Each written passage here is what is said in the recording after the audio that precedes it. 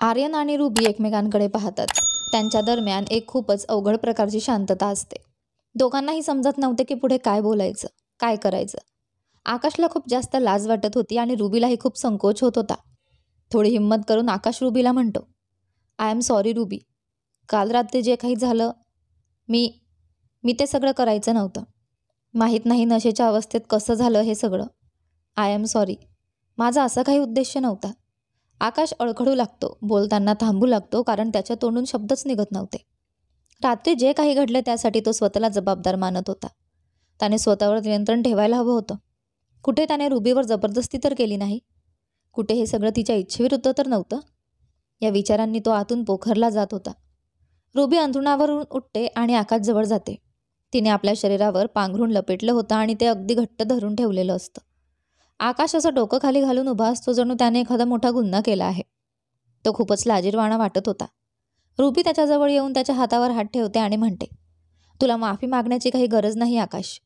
काल रात्री जे काही झालं त्यात आपण दोघंही सामील होतो. तू माझ्यासोबत काही चुकीचं केलं नाहीस. जे काही झालं त्यात माझीही इच्छा होती. रुबीच्या बोलण्याने आकाश आश्चर्यचकित होतो. तो तिच्याकडे बघत म्हणतो, तुझी इच्छा? पण का? तू एंगेज आहेस. तुझं लग्न होणार आहे. आपण फक्त मित्र आहोत.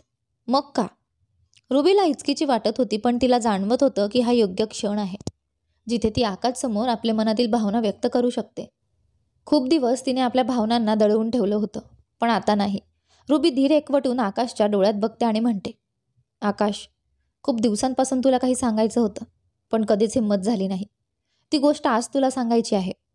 आकाश गोंधळून तिच्याकडे पाहत होता.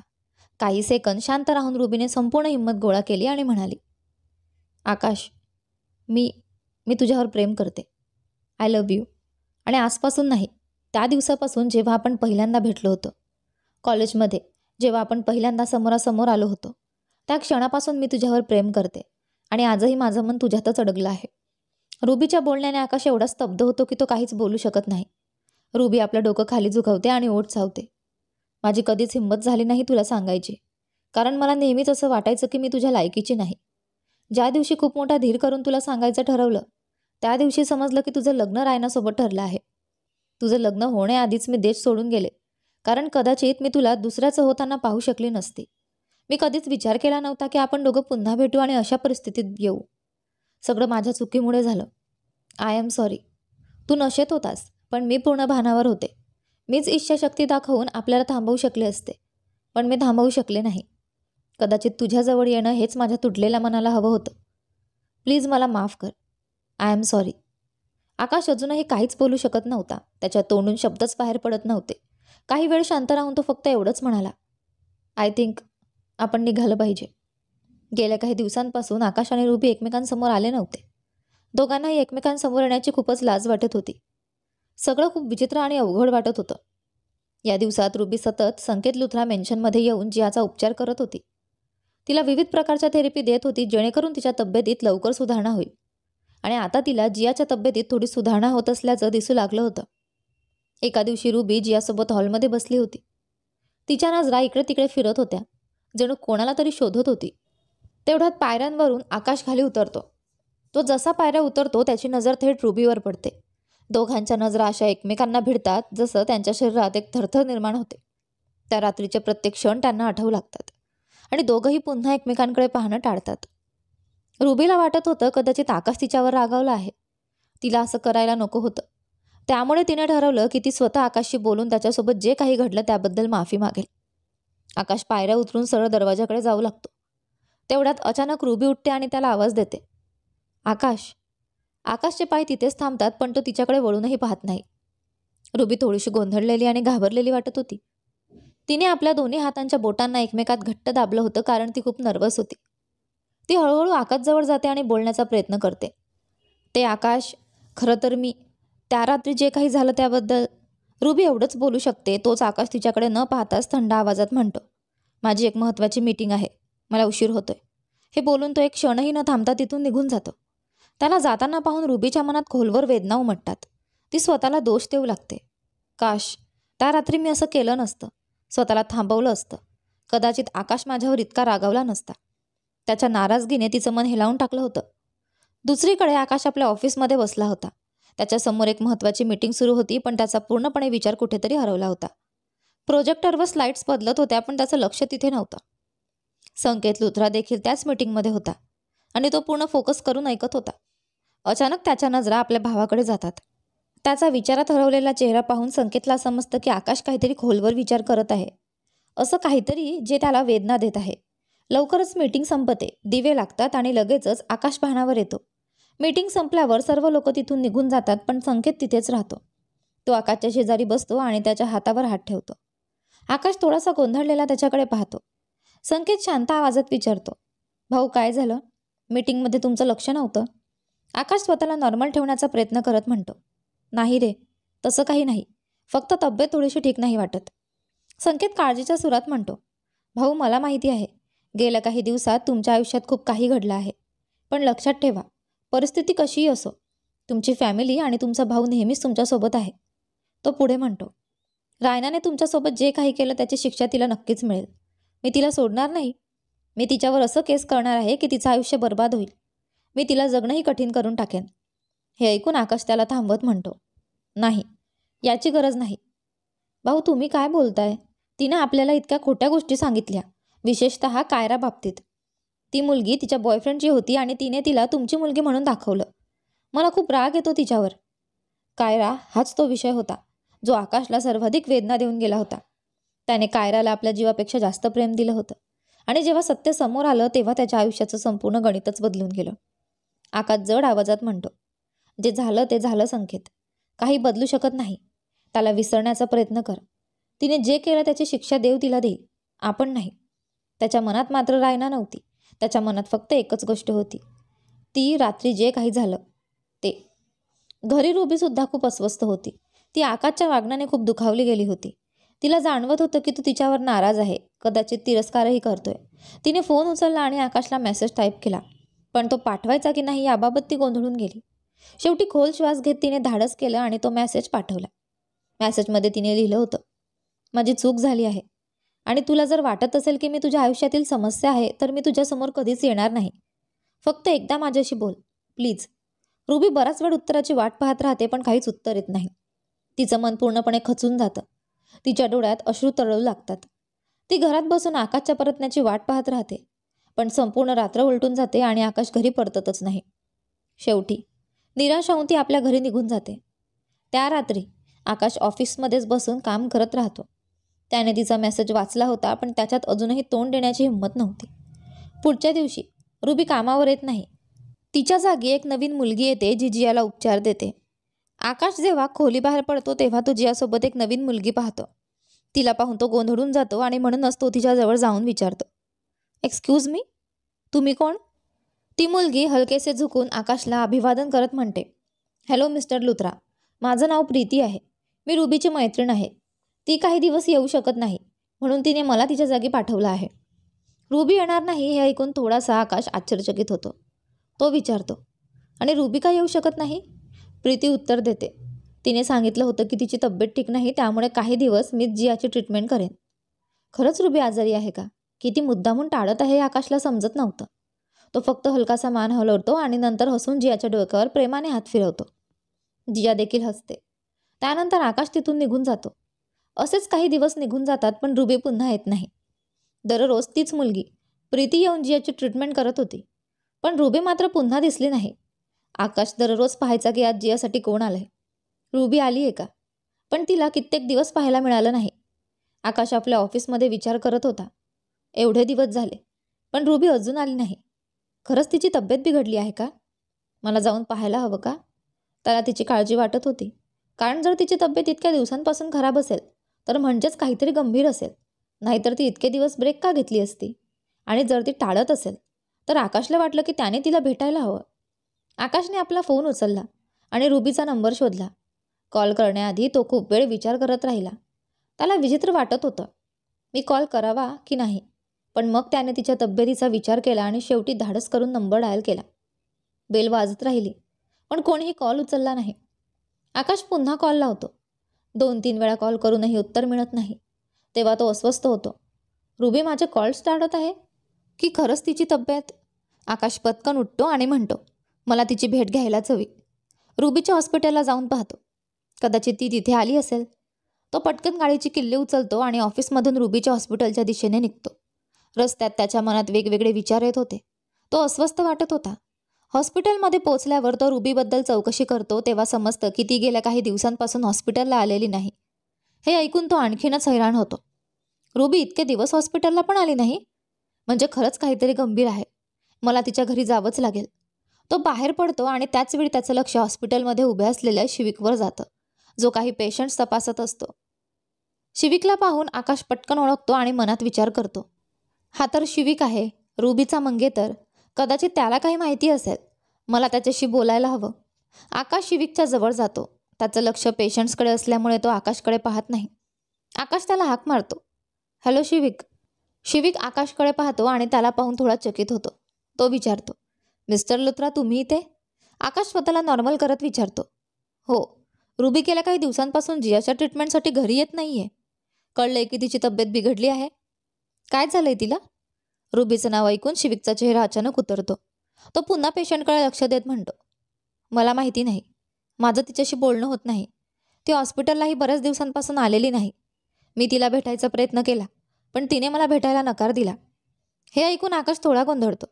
तो विचारतो, तिने भेटायला नकार दिला? आणि तुझं तिच्याशी बोलणं होत नाही म्हणजे काय? तुम्ही दोघं तर मंगेतर आहात ना? तुला तर तिच्या सगळ्या गोष्टी माहीत असायला हव्यात. आकाशचं बोलणं ऐकून शिविकच्या चेहऱ्यावर दुःखाची छाया उमटते, पण तो स्वतःला सावरतो आणि म्हणतो, आता आम्ही मंगेतर नाही. रुबीने एंगेजमेंट तोडली आहे. काय? शिविकचं उत्तर ऐकून आकाशला मोठा धक्का बसतो. तो अविश्वासाने विचारतो, तुमची एंगेजमेंट तुटली? पण का? कोणी तोडली? शिविक एक कटू असतो आणि उत्तर देतो, मी नाही तोडली, रुबीने तोडली आहे. शिविकची ही गोष्ट ऐकून आकाश खूपच आश्चर्यचकित झाला. तो विचारात पडला की अखेर रुबीने असं का केलं?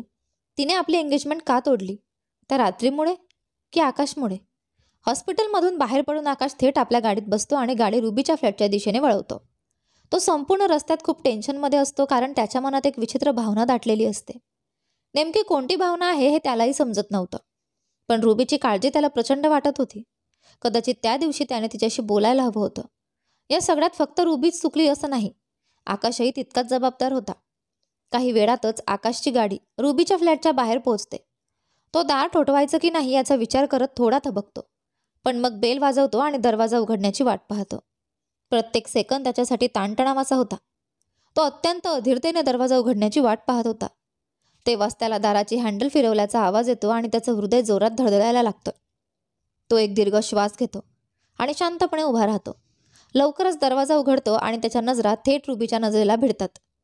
म्हणून कित्येक महिन्यांनी त्याने रुबीचा चेहरा पाहिला होता, पण तो आता खूपच म्लान दिसत होता. तिच्या चेहऱ्यावरील तेज हरवल्यासारखं वाटत होतं. ती खूप थकलेली आणि आजारी दिसत होती. तिला अशा अवस्थेत पाहून आकाशच्या मनाला प्रचंड वेदना होतात. दरवाजात उभा असलेला आकाश पाहून रुबीही चकित होते. तिने स्वप्नातही विचार केला नव्हता की आकाश तिथे येईल. रुबी आश्चर्याने विचारते, आकाश तू इथे काय करतो आहेस? आकाश आत येत तिला विचारतो, मी तुला किती वेळा कॉल केला पण तू उचलला नाहीस. तुला काय झालंय? तब्येत ठीक आहे ना? महिना झाला तू कामावरही जात नाही आहेस.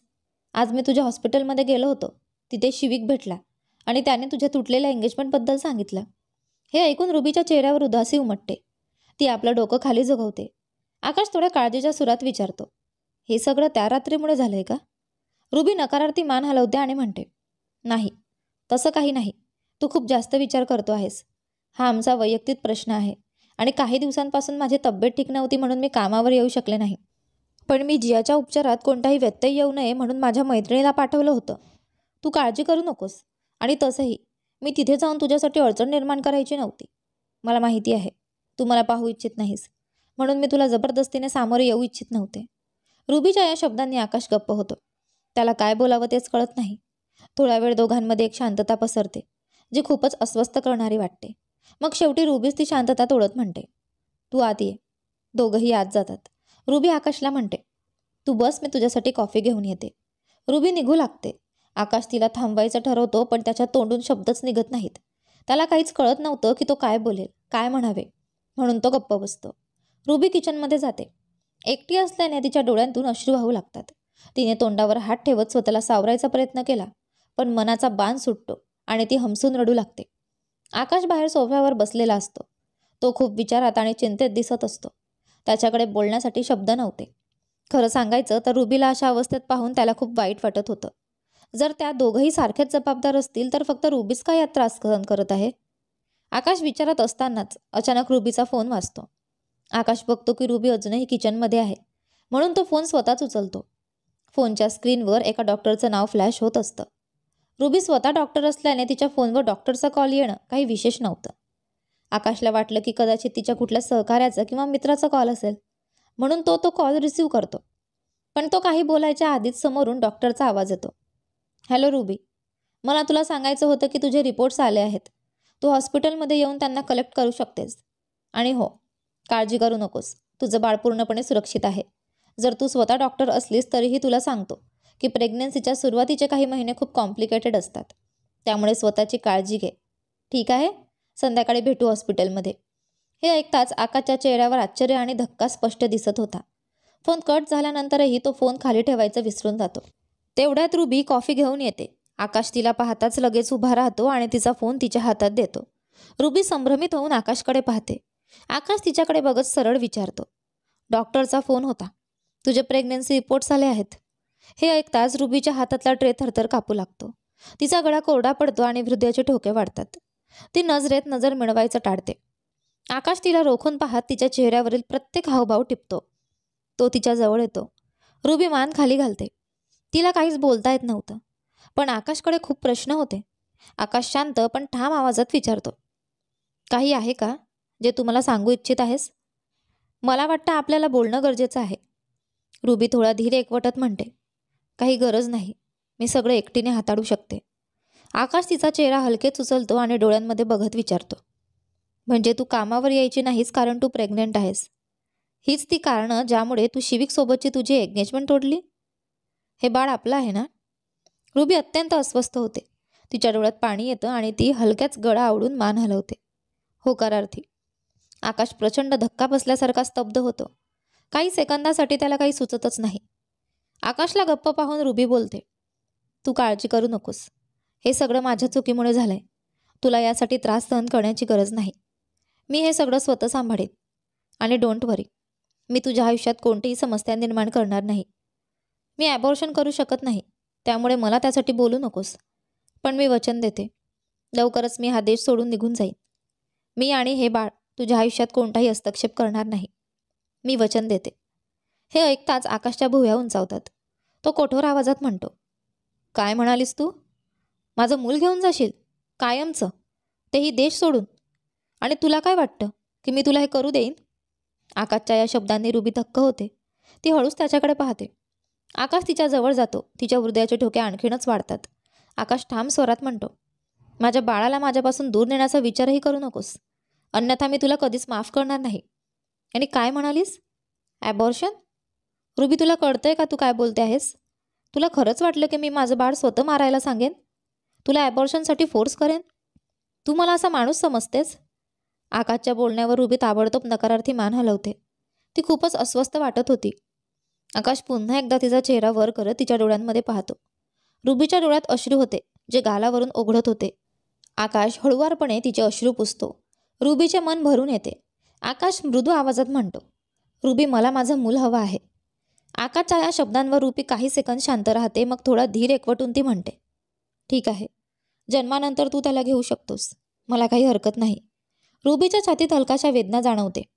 तिला आपल्या भावना अधिक काळ लपवणं कठीण जातं, म्हणून ती वळून जाण्यास लागते. ती फुटून फुटून रडू इच्छित होती, पण तिने जायला वळस घेतल्यावर आकाश तिचा हात धरतो आणि तिला थांबवतो. आकाश ठाम स्वरात म्हणतो, तू माझ्या बोलण्याचा अर्थ नीट समजला नाहीस.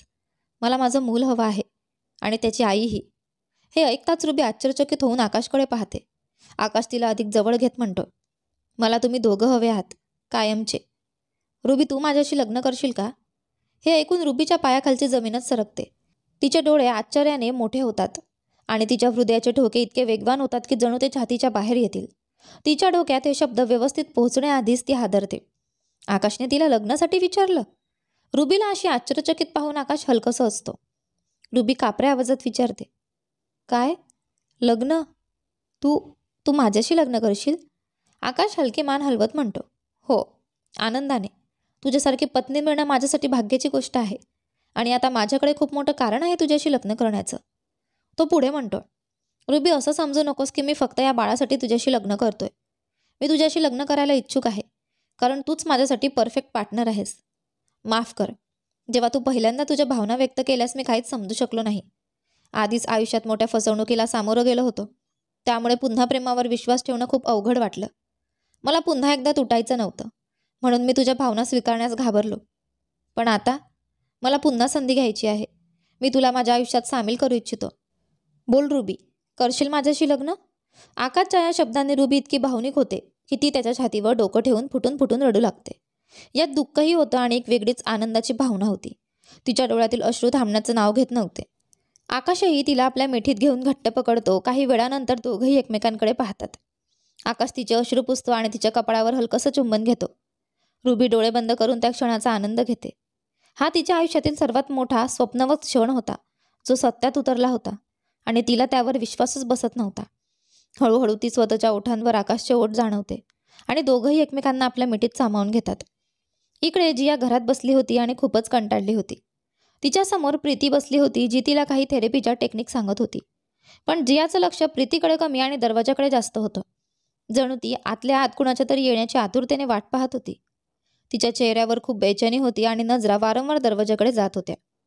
प्रीती जियाला काहीतरी करण्यास सांगते, पण जियाचं लक्ष दरवाजाकडे असल्याने ती प्रीती काय बोलते ते ऐकतच नाही. जेव्हा प्रीती पाहते की जिया तिला अजिबात लक्ष देत नाही, तेव्हा ती जियाला म्हणते, जिया कुठे पाहते आहेस तू? इकडे माझ्याकडे लक्ष दे. प्रीती बोलतात जिया दरवाजाकडून आपलं लक्ष हटवून तिच्याकडे पाहते. खरं तर जियाला प्रीतीबद्दल काहीच समजल्या नव्हती, पण तिला रुबीसोबत राहायला अधिक आवडत होतं. कारण रुबी तिला खूप प्रेमाने एका लहान मुलासारखं वागवत होती, अगदी संकेत करायचा तसंच.